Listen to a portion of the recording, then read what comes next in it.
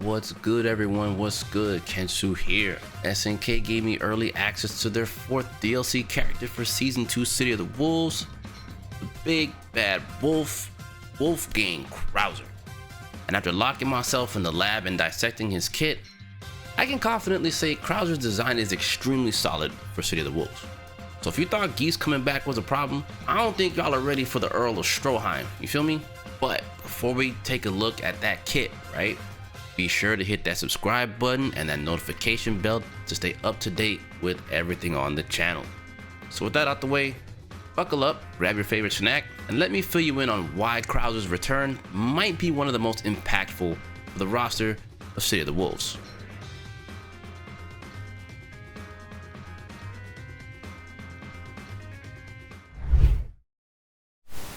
Now before we get into the kit, right, let's do a quick lore detour for those that are new to Fatal Fury. You're probably watching this and wondering, well, who is Wolfgang Krauser anyway, right? Simply put, he is Geese Howard's incredibly dangerous half-brother who was introduced as the new villain of Fatal Fury 2. But while Geese, he rules the criminal underworld, Krauser on the other hand, he operates on a completely different wavelength, right? Krauser is known as the Earl of Stroheim, which is a part of his family name. He is a European nobleman and a generational martial arts prodigy. Like, this guy's legit. Now, back in the Fatal Fury 2 days, this guy hosted the King of Fighters tournament purely to draw out Terry and to test his own limits. He doesn't fight for territory, money, fame, glory, none of that, right? None of that matters to Krauser.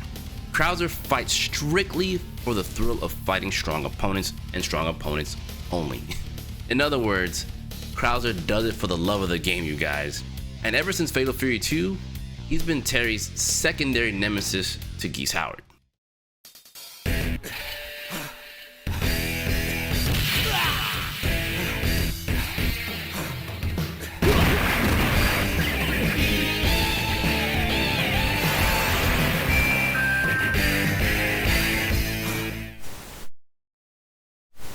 Now that we're done with all the lore stuff, let's talk about Krauser's redesign, because I think SNK absolutely cooked with his aesthetic this time around, right?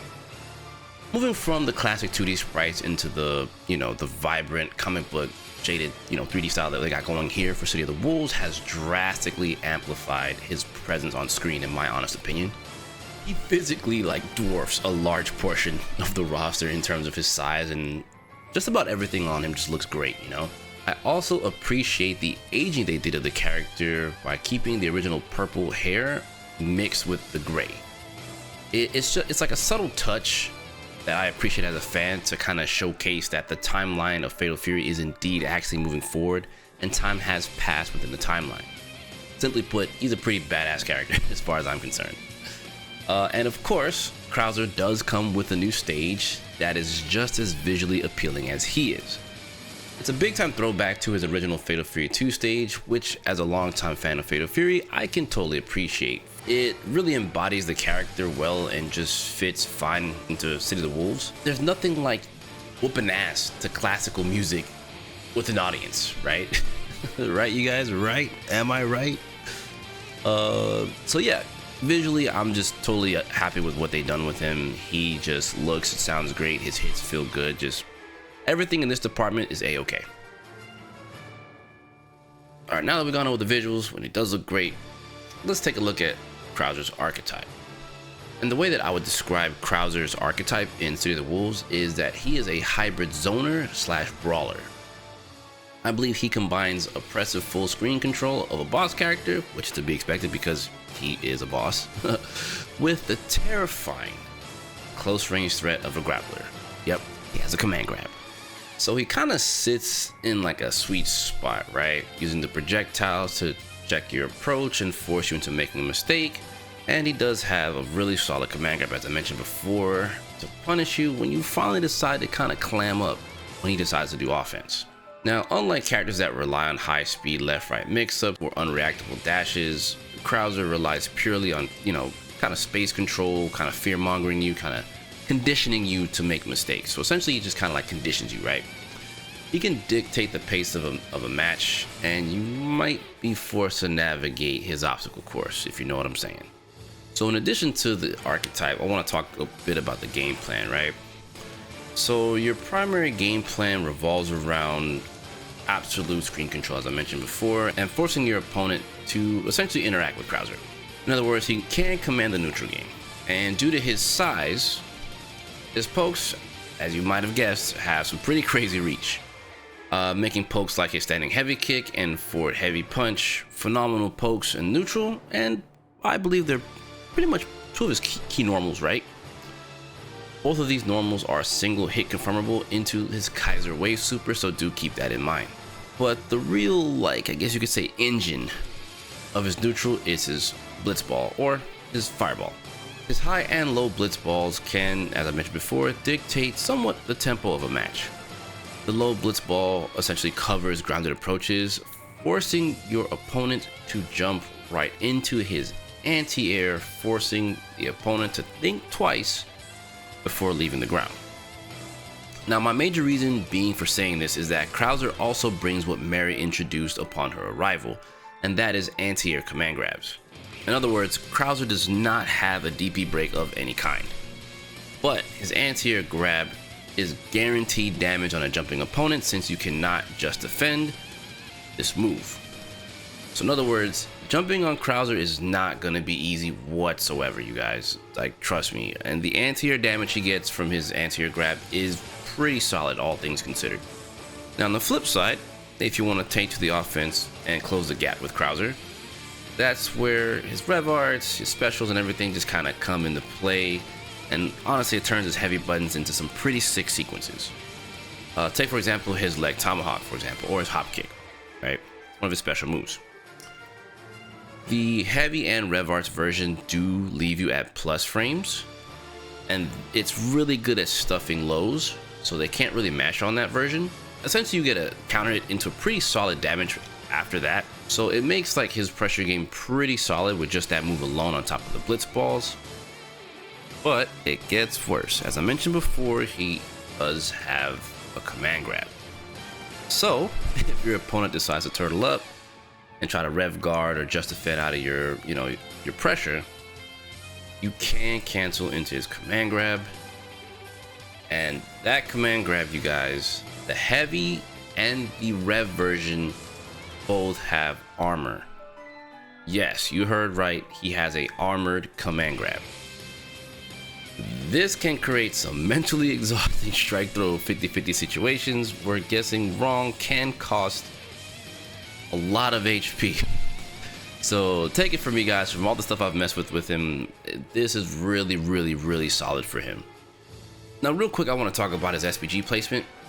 I think you can kind of sort of put it anywhere, but I know the current meta of the game suggests you to put it at the end. The reason why I'm saying you could put it anywhere you want is because a lot of his combos really require the rev blow in order to like get the knockdown, as is the big thing here with Season 2.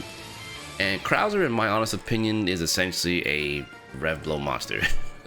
So I think middle or end seems to be pretty solid for him, but as I mentioned before, the current meta will definitely suggest players to put it at the end, so you guys know the drill with your SPG placement for those of you that have been playing the game very consistently. Now, I do have some combos here to show you guys here in the combo section. To be upfront honest with you, Krauser's combos aren't too crazy. They're pretty simple, and you mostly will be just focusing on just playing him well in neutral, but that's besides the point. Check out some of these combos I have here for you guys.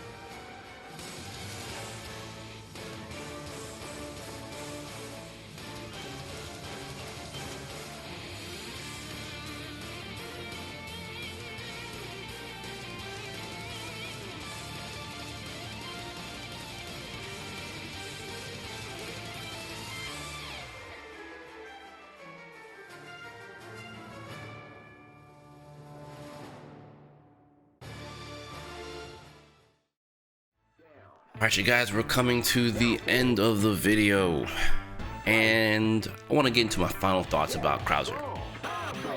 So in my honest opinion, Krauser essentially demands respect while playing neutral. I think piloting Krauser optimally will require some immense patience and spacing because he does have some slow buttons, but when you get everything down on top of his conditioning in which he can do to an opponent because of his command grab, you can be a pretty scary threat.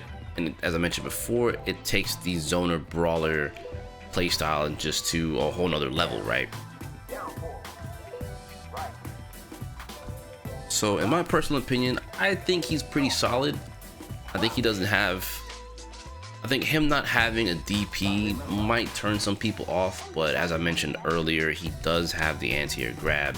It is not, you cannot JD that whatsoever. You do have to hold that. So jumping at Krauser can be dangerous, and I think that's probably one of the key things about him. I think that's going to be really good for a lot of people who want to play Krauser right, but don't feel right not having a DP break. So with that being said, he's got solid supers, solid normals, solid buttons. Like, there's just everything about Krauser just screams solid. So I think if you are interested in a character that is just well-rounded, has just about everything he needs to win, Krauser might just be for you in City of the Wolf Season 2. Let me go on ahead and give a big thanks and shout out to SNK for granting me early access to Krauser to bring this video straight to your doorstep, you guys. Big ups, big ups. And with that being said, let me go on ahead and get up out of here. I will catch you guys in the next video. You know the vibes. Take care. Peace.